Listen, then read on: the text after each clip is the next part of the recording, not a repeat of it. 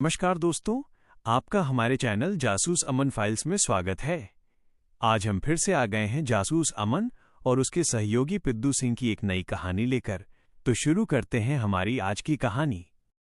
जासूस अमन अपने चिंतन भवन में देर रात किसी पुराने मामले की फाइलें पलट रहे थे। पिद्दू सिंह मेज पर बैठे अगले दिन की यात्रा की योजना बना रहे थे। तभी अमन का निजी फोन बजता है। स्क्रीन पर इंस्पेक्टर गुप्ता का नाम चमक रहा था। अमन ने फोन उठाया। इंस्पेक्टर गुप्ता की आवाज में निराशा नहीं, बल्कि गहरी, अजीब उलझन थी। इंस्पेक्टर गुप्ता ने कहा, अमन, हमें तुम्हारी जरूरत है। यह मामला हत्या का है, पर ऐसा लगता है जैसे हत्यारे ने कोई मजाक किया हो। मिस्टर देसाई को जहर दिया गया है, लेकिन उनके चेहरे पर शांत, संतुष्ट मुस्कान है। और यह मामला बंद कमरे का नहीं है, यह खुले रहस्य का है। मैं नहीं जानता कि क्या करूं। अमन ने तुरंत अपनी फाइलें एक ओर रख दी और कहा, शांत मुस्कान, यह एक विलक्षण है। हम अभी आ रहे हैं गुप्ता जी। कुछ ही देर में अमन और पिद्दू सिंह लखनपुर के सबसे शांत और प्रतिष्ठित इलाके में पहुंचे। यह मामला पुलिस की नजर में आत्महत्या ही रहेगा पिद्दू सिंह, अमन ने दरवाजे पर फुसफुसाते हुए कहा। लेकिन वह शांत मुस्कान, वही हमारे हत्यारे का संदेश है। अमन और पिद्दू सिंह ने स्टूडियो अपार्टमेंट में प्रवेश किया।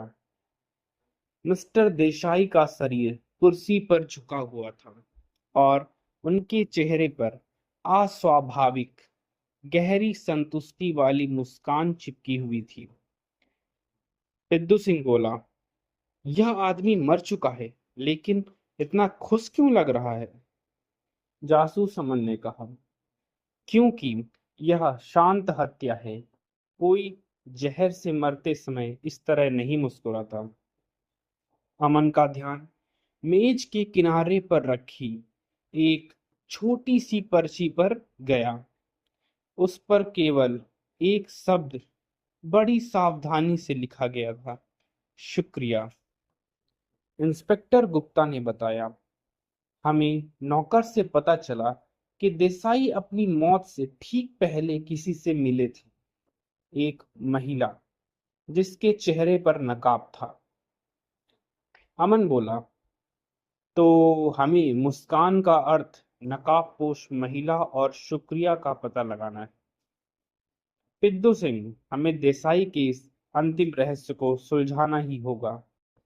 जासूस अमन ने इंस्पेक्टर गुप्ता से अनुरोध किया कि वे देसाई के नौकर को पूछताछ के लिए लाएं। पिद्दू सिंह इस बीच उस शुक्रिया लिखे पर्चे की लिखावट का विश्लेषण कर रहे थे। देसाई का बूढ़ा नौकर रघु घबराया हुआ था। अमन ने शांत स्वर में पूछा, रघु, मिस्टर देसाई से अंतिम बार कौन मिलने आया था? रघु ने धीरे से कहा, वह वह एक महिला थी सर। उसने अपने चेहरे को मखमली स्कार्फ से ढका हुआ था। वह बहुत ही विनम्र थी। अमन ने सीधा सवाल किया, महिला, उस महिला ने देसाई को क्या दिया, आपको कुछ याद है? रघु ने अपनी यादों पर जोर डाला। हाँ, उसने कुछ तो दिया था, शायद वह एक उपहार है। वह एक अनोखी पुरानी घड़ी है शायद, बहुत बड़ी, लेकिन उसमें कोई अंक नहीं है। देसाई साहब उसे देखकर बहुत खुश हुए थे। उन्होंने कहा था, यह मेरा इंतजार था। पिद्दू सिंह ने तुरंत पूछा, और वह घड़ी अब कहाँ है? रघु ने कहा, वही तो अजीब है सर। मैंने देसाई साहब को कुर्सी पर पाया, लेकिन घड़ी वहां नहीं थी, वह गायब थी। अमन और पिद्दू सिंह ने अपार्टमेंट के हर कोने की जांच की, कोई घड़ी नहीं मिली। अमन ने तर्क दिया, तो नकाबपोश महिला आई, उसने देसाई को एक घड़ी दी। देसाई ने उसे देखकर शुक्रिया कहा और फिर उन्होंने जहर पी लिया। यह एक इच्छा मृत्यु जैसा लग रहा है पिद्दू सिंह। पिद्दू सिंह ने सवाल किया, लेकिन घड़ी क्यों गायब है? अगर यह आत्महत्या थी तो घड़ी को तो यही होना चाहिए था। अमन ने कहा, क्योंकि घड़ी हत्यारे का अंतिम टुकड़ा थी। पिद्दू सिंह, हमें तुरंत उस घड़ी के डिजाइन को खोजना होगा। यह कोई साधारण घड़ी नहीं थी। जासूस अमन ने देसाई के पुराने मित्रों और उनके शौक की जांच की। मिस्टर देसाई को गणित और समय के दर्शन में गहरी रुचि थी। कुछ देर की खोज के बाद अमन को देसाई की एक पुरानी लाइब्रेरी पुस्तक में एक पुरानी घड़ी का स्केच मिलता है।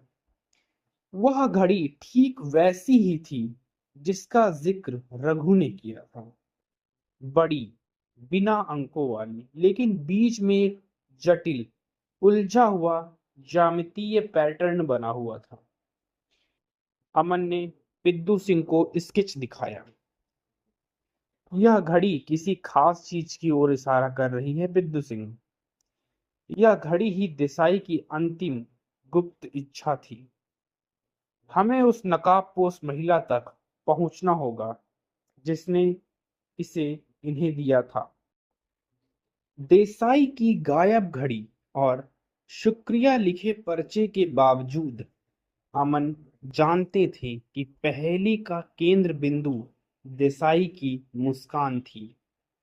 अमन ने मेज, कुर्सी और अपार्टमेंट के आसपास के क्षेत्र को दोबारा जांचा।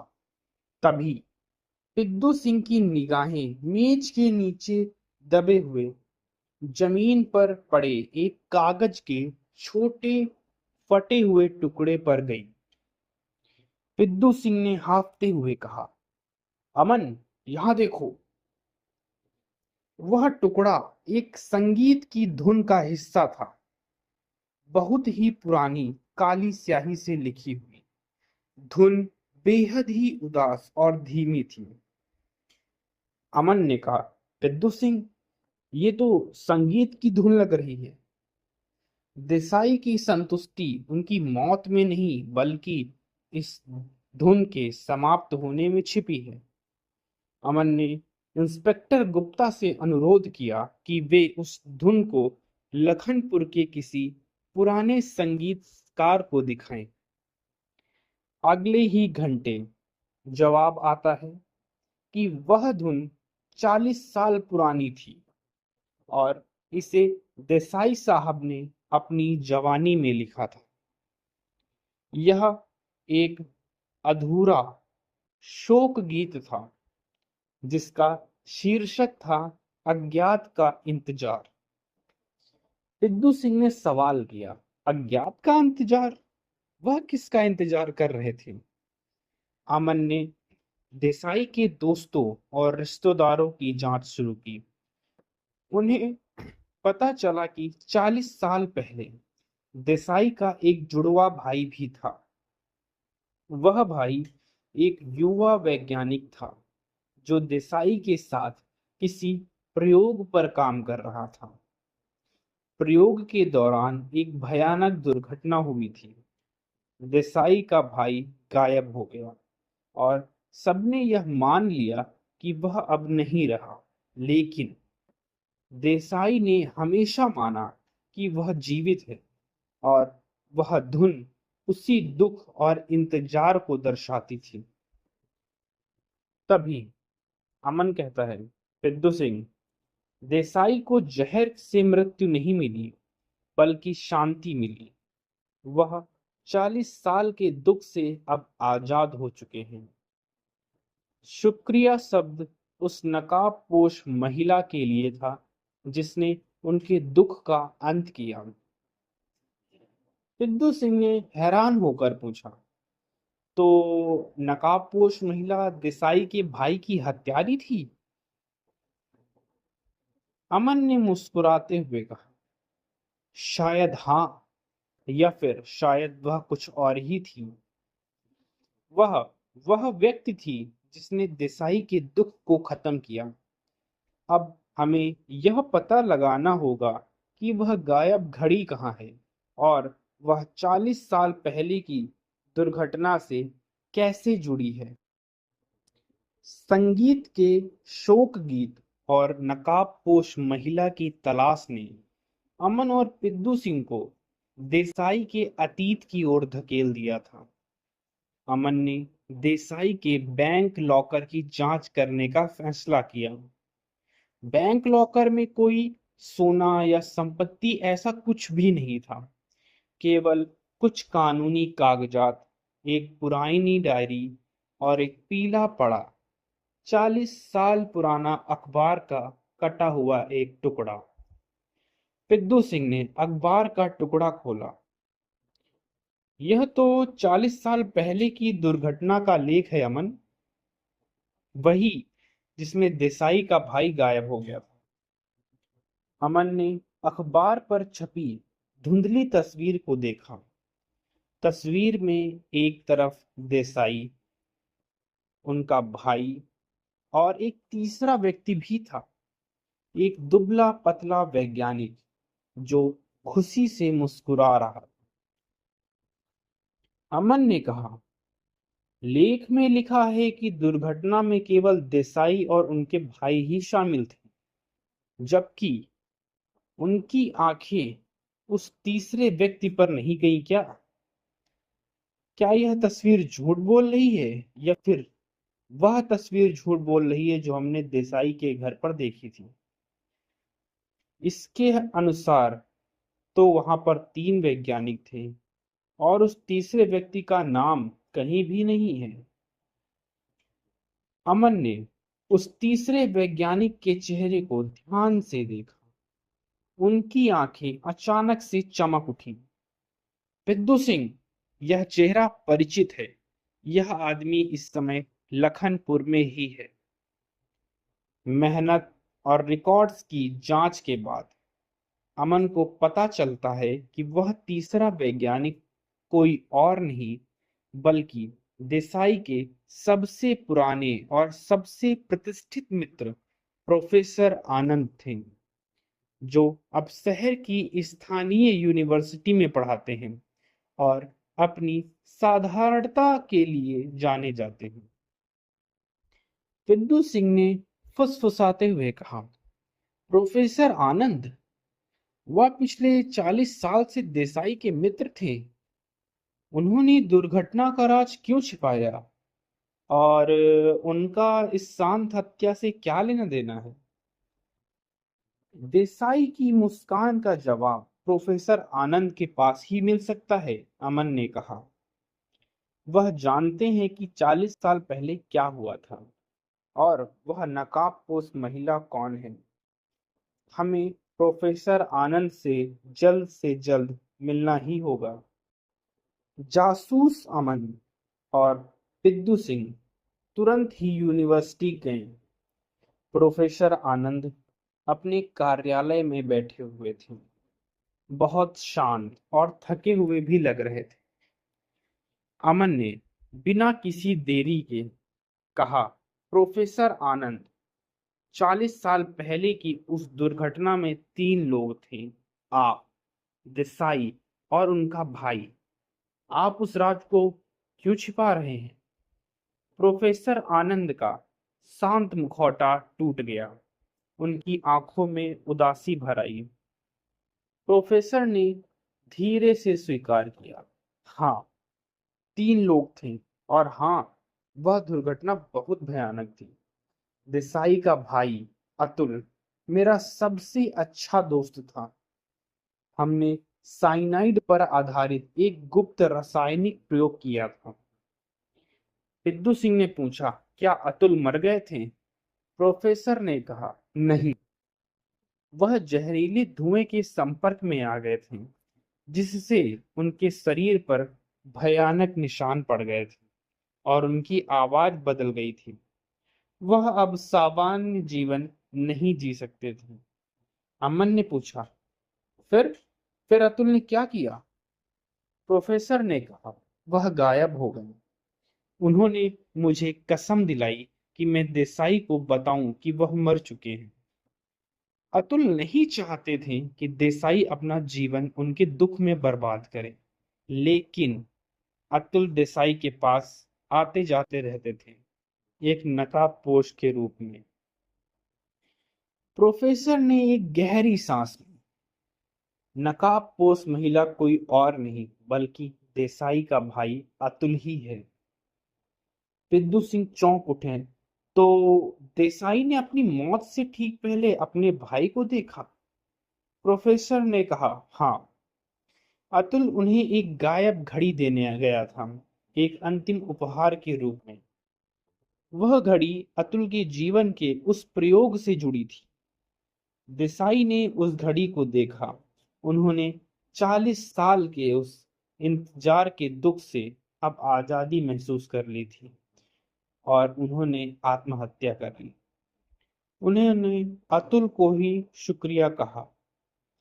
पिद्दू सिंह ने पूछा, तो क्या यह हत्या नहीं थी? अमन ने इसका जवाब दिया, नहीं पिद्दू सिंह, यह हत्या नहीं है, यह इच्छा मृत्यु है। 40 साल के दुख का अंत। देसाई को वह शांति मिल गई जिसकी उन्हें तलाश थी, लेकिन एक रहस्य अभी बाकी है, वह गायब घड़ी। प्रोफेसर ने बताया कि अतुल ने वह घड़ी वापस ले ली थी। वह नहीं चाहते थे कि कोई उस घड़ी को देखे। प्रोफेसर ने एक चाबी निकाली। अतुल ने मुझे यह चाबी भेजी है। वह मुझसे एक अंतिम काम करवाना चाहता है। प्रोफेसर आनंद ने अमन को वह चाबी सौंप दी, जो उन्हें अतुल यानी कि देसाई के भाई ने भेजी थी। प्रोफेसर ने कहा, अमन, यह चाबी यूनिवर्सिटी के मुख्य लाइब्रेरी के पीछे स्थित पुराने रिकॉर्ड्स रूम के एक छोटे गुप्त लॉकर की है। अतुल ने कहा था कि यह लॉकर तभी खोला जाए जब वह आजाद हो जाएं। अमन और पिद्दू सिंह तुरंत लाइब्रेरी की तरफ भागे। उन्होंने गुप्त लॉकर को खोला। अंदर कोई घड़ी या वैज्ञानिक उपकरण नहीं था। अंदर सिर्फ एक चीज थी, एक सादा भूरे रंग का लिफाफा, जिस पर अतुल की हस्तलिपि में लिखा था, मेरे भाई देसाई के लिए अंतिम सत्य। पिद्दू सिंह ने धीरे से लिफाफा खोला। अंदर देसाई के भाई अतुल का अंतिम पत्र। अमन ने उस पत्र को पढ़ना शुरू किया। मेरे प्यारे भाई देसाई, तुम 40 साल से मेरी याद में जी रहे हो। मुझे पता है कि तुमने अपने जीवन में कभी भी मेरी याद के सिवा किसी और चीज को नहीं चाहा। मैं मरा नहीं, मैं छिप गया था। मैं तुम्हें उस भयानक दुर्घटना और मेरे विरूपित शरीर के बोझ से आजाद रखना चाहता था। तुम्हें मिला जहर मैंने ही तुम्हें दिया है। वह घड़ी, हाँ, वह घड़ी थी जो हमारे लैब में थी, और वह तुम्हें यह बताने आई थी कि अब मेरा इंतजार खत्म हो गया है। आज मैं अपनी पीड़ा और इस दुनिया से हमेशा के लिए आजाद हो रहा हूँ। मुझे पता था कि तुम मुझे माफ कर दोगे और इसलिए तुमने शुक्रिया कहा। तुम्हारी मुस्कान वही मेरी अंतिम शांति है। तुम्हारी घड़ी अब तुम्हारी नहीं रही, वह उसी जगह है जहां मेरा शरीर अब शाश्वत नींद लेगा। अलविदा, अतुल, तुम्हारा जुड़वा। सिद्धू सिंह की आंखें नम हो गईं। अमन, एक भाई का अपने भाई के प्रति अंतिम बलिदान है ये पत्र। अमन ने कहा, हाँ पिद्दू सिंह, लेकिन हत्या नहीं थी, वह एक दुखद इच्छा मृत्यु थी। अंतिम सत्य। अब जब भावनात्मक रहस्य सुलझ चुका था, अमन ने उस गायब घड़ी पर ध्यान केंद्रित किया। अतुल ने लिखा था, तुम्हारी घड़ी अब तुम्हारी नहीं रही, वह उसी जगह है जहां मेरा शरीर अब शाश्वत नींद लेगा। वह कहाँ है पिद्दू सिंह? अमन ने लॉकर के अंदर ध्यान से देखा। उन्हें लॉकर की दीवार पर एक बारीक नीले रंग की स्याही का निशान मिला। यह स्याही अतुल के पुराने वैज्ञानिक उपकरणों पर इस्तेमाल होती थी। स्याही के नीचे एक निशान था, एक शब्द जो बहुत ही छोटा सा लिखा था, नील जल। पिद्दू सिंह ने हैरान होकर कहा, नील जल? अमन ने निष्कर्ष निकाला, हाँ, अतुल ने अपना अंतिम आराम नील जल नामक स्थान पर पाया है और उसी जगह पर वह घड़ी रखी है। इंस्पेक्टर गुप्ता की मदद से अमन ने रिकॉर्ड्स की जांच की। नील जल कोई प्रसिद्ध जगह नहीं थी, बल्कि लखनपुर के पास एक बहुत पुरानी बंद पड़ी नहर का नाम था, जिसका पानी सालों पहले ही सूख चुका था। अमन और पिद्दू सिंह उस पुरानी नहर के पास पहुंचे। नहर पूरी तरह सूखी थी। नहर के बीच में, जहां पानी कभी सबसे गहरा था, वहां एक छोटी, विलक्षण, बिना अंकों वाली घड़ी रखी थी। वह घड़ी जिसे नकाबपोश अतुल ने देसाई को दिया था। यह घड़ी अतुल के अंतिम अवशेष के रूप में वहां रखी थी। आखिर में अमन वह घड़ी उठा लेता है। मामला सुलझ जाता है। यह एक विलक्षण दुखद इच्छा मृत्यु का मामला था, जहां दो भाइयों को 40 साल के दुख के बाद शांति मिल ही गई आखिरकार। दोस्तों, ये कहानी यहीं तक थी। ये कहानी यहाँ तक सुनने के लिए आपका धन्यवाद। हमारे चैनल पर हर रात एक नई कहानी आ जाती है, उसे भी सुनें। और आप हमारे चैनल को सब्सक्राइब करें, वीडियो लाइक करें। और यहाँ तक कहानी सुनने के लिए आपका धन्यवाद। शुभ रात्रि।